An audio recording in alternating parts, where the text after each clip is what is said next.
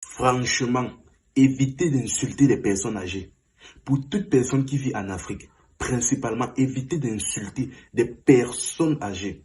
Voici un monsieur, parce que dans sa jeunesse, il a eu à insulter une personne âgée. Aujourd'hui, il a une maladie bizarre qui est sur lui, c'est-à-dire des boutons qui sont sur tout son corps. Il n'arrête pas de se gratter, au point où il arrive à un niveau même où il n'a même pas honte. C'est-à-dire, il est au milieu des gens même comme ça le prend, il est capable d'envoyer même ses mains dans son derrière, dans son pantalon, gratter. Ça ne dit plus rien. On ne sait pas si la maladie là s'accompagne même seulement de la folie. Voici comment ça a commencé. Dans sa jeunesse, donc, c'était un élève très studieux, très brillant. Un jour, donc, après avoir passé un examen, il était admis dans une des meilleures écoles de la Côte d'Ivoire.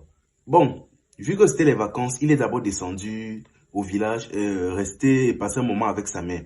Or, lorsqu'il était dans l'agence, il s'est assis quelque part. Et un monsieur est venu lui demander, une personne très âgée, un monsieur pouvant avoir même l'âge de son propre père, lui a demandé de se lever pour que lui prenne sa place. Le gars a refusé, dit que non, j'ai déjà choisi ma place, je ne quitte pas. Le monsieur a discuté fatigué. Le jeune homme a refusé, insisté, refusé, au point où, à un moment donné, même une injure l'a échappé. Le vieil homme a dit que, ok, il n'y a pas de problème, tu vas voir. Il lui a bien dit, tu vas voir ça. Le jeune homme a dit que, le vieux, vous n'allez rien faire, vous n'allez rien me faire. Le vieil homme est donc parti. Après quelques temps, donc, le jeune s'est levé, il est parti, c'est cela, après avoir passé du temps avec sa mère. Dès que les vacances se sont terminées, il est rapidement rentré pour commencer son cycle scolaire. Bon, on peut dire que pour l'instant, tout s'est bien passé. Rien de bizarre ne lui est arrivé au point où il s'est dit que les menaces du vieux n'étaient que des menaces en l'air. Rien de bizarre ne s'est passé dans sa vie. Tout s'est passé même plutôt bien. Il a eu son diplôme. Après avoir été diplômé et tout, il était professeur de maths sur le papier.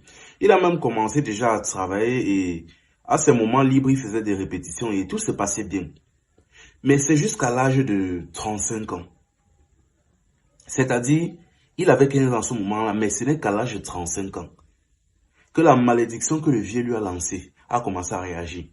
Des boutons ont commencé à sortir sur son corps bêtement. C'était un peu similaire, on dirait presque une version évoluée de la gale, si je peux me permettre. C'était donc des boutons énormes sortaient sur lui et ça le démangeait violemment. Il se démangeait. Bon, là maintenant, il essaie de traiter le problème, il part à l'hôpital, ça ne donne pas. Finalement, sa mère donc, dépassée, décide d'aller voir un féticheur. Vu qu'elle reste habituellement au village, elle connaît donc un féticheur, elle s'en va donc aller le voir. Le féticheur donc lui a expliqué que, ah, bon, madame, là je vois qu'apparemment, il y a 20 ans, votre fils a insulté un monsieur, une personne âgée. Et là, vraiment, je ne peux rien faire. C'est qu'il a mis celui-là, je ne peux vraiment rien faire. Elle a dit que, hey, elle a dit que, ok, merci. Elle est rentrée donc par, tu vois son fils.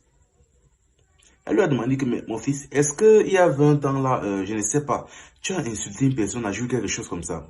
Le fils reste comme ça, après il dit, c'est vrai que maintenant que tu parles, je me souviens que quand j'avais 15 ans là, j'avais insulté un vieux monsieur, il m'avait dit, tu vas voir. Sa mère met les mains sur la tête, dit que, hey, comment tu peux descendre au village et insulter une personne âgée? Franchement, le féticheur lui m'a dit qu'il ne pouvait rien faire. Ils sont eux restés comme ça. Sa maladie s'est aggravée. Au point où ça atteint un niveau où, comme je disais au début, on ne sait pas si la maladie est accompagnée de la folie. Parce que tellement il a duré avec, tellement il a mis un certain temps, tellement ça le met mal à l'aise, il n'a plus honte. C'est-à-dire, dès que ça le prend comme ça, même en plein carrefour, il est capable d'envoyer ses mains derrière son pantalon, gratter son derrière, devant, envoyer dedans, gratter. Gratter comme ça le chante. Ça ne lui dit plus rien. Ah, franchement, évitez d'insulter ou d'insolenter des personnes âgées ici en Afrique. Peut-être dans les pays européens, je ne sais pas quelle éducation parfois ils ont. Vous voyez même souvent des vidéos dans lesquelles ils se battent contre des personnes âgées, c'est cela. Mais ici, ne faites jamais l'erreur là. N'insultez même pas seulement, surtout dans des villages. Franchement, c'est-à-dire, on lui a lancé quelque chose à l'âge de 15 ans, mais c'est à 35 ans que ça s'est manifesté. évitez, franchement. Il y a même certaines personnes, même ici en Afrique, qui se baladent seulement. Donc, ils se baladent seulement comme ça. Ils ont leur, comment dire, ils ont leur produit sur eux seulement pour tester ça sur les gens. Ils cherchent volontairement et ouvertement des problèmes. Donc, ici en Afrique, n'insultez, en fait, n'insultez personne en général, mais principalement des personnes âgées. Ces deux jeunes hommes que vous voyez là ont proposé à cette fille un plan à 3 contre un billet de 5000 francs. La jeune fille a refusé, alors ils l'ont assassinée et l'ont violée. Voilà ce qui s'est passé. La jeune fille d'abord en question sortait avec un des deux gars. Déjà, vous devez savoir que les deux gars ils ont 26 ans, mais ce sont des anciens prisonniers. Le premier d'abord, c'est-à-dire le gars de la fille en question, a fait 5 ans de prison pour braquage et autres. Et il est connu dans la localité comme étant un grand drogué. Il sortait avec la fille. Quant à son ami là, bon, lui il était aussi arrêté, mais il a profité de la grâce présidentielle, quelque chose comme ça qu'il a rapidement fait sortir de la prison. Ce qui se passe, c'est qu'un jour la fille reste chez elle. Son gars en question l'appelle, lui demande de venir dans une maison en construction là. Des maisons non finies qu'on laisse, on abandonne souvent là. Il appelle là-bas. Dès qu'elle arrive là-bas, elle voit le gars avec son ami. Là maintenant, le gars propose à la fille un plan à 3, c'est-à-dire les deux l'amour passent sur elle. En échange, il lui donne un billet de 5000 francs. La fille a dit, ok, il n'y a pas de problème. Mais qu'on lui donne d'abord l'argent. Le gars d'abord même devait savoir qu'il était déjà drogué. Au moment où avant même d'appeler la fille, là, il était déjà défoncé. Le gars a dit qu'il n'y a pas de problème. Ils ont donné à la fille. Mais au moment où la fille récupère, elle commence à les clasher, les insulter, dit que vous me prenez pour qui? Et elle lance le billet dans son sac et elle veut se tourner partir. Ça a disjoncté dans la tête du gars. Il a frappé la fille, commençant à l'étrangler au sol. Dès qu'elle ne bougeait plus, il a commencé à faire son affaire. Il a commencé à violer son cadavre.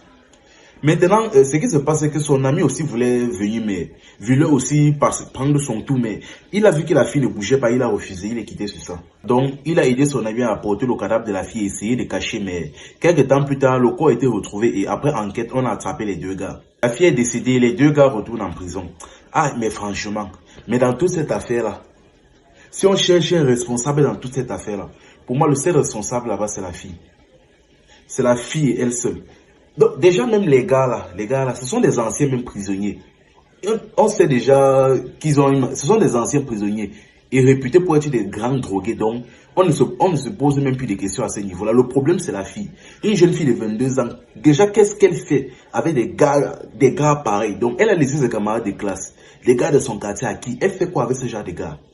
Et même si elle sort avec les gars, on t'appelle dans une maison abandonnée. Tu pars, tu entres. Tu ne te poses pas de questions, tu entres. On te propose un deal pareil. Tu peux refuser, mais tu acceptes.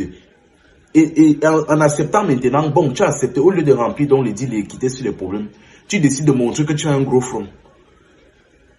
Tu veux montrer que tu es sage. Et tout ça s'est passé dans une maison abandonnée. Donc, c'est-à-dire que le degré de bêteté. Donc, le gars connaît la réputation du gars. Elle sait que c'est un bon drogué. Mais le degré de bêteté de la fille, elle a voulu montrer qu'elle avait un gros front. Et pour moi, elle est entièrement responsable de ce qu'il arrive. Les gars, déjà, on connaît dans leur réputation, on ne va rien dire. On ne peut rien dire. Les anciens prisonniers, les drogués, vous allez leur dire quoi? Enfin bref, c'était info amusement.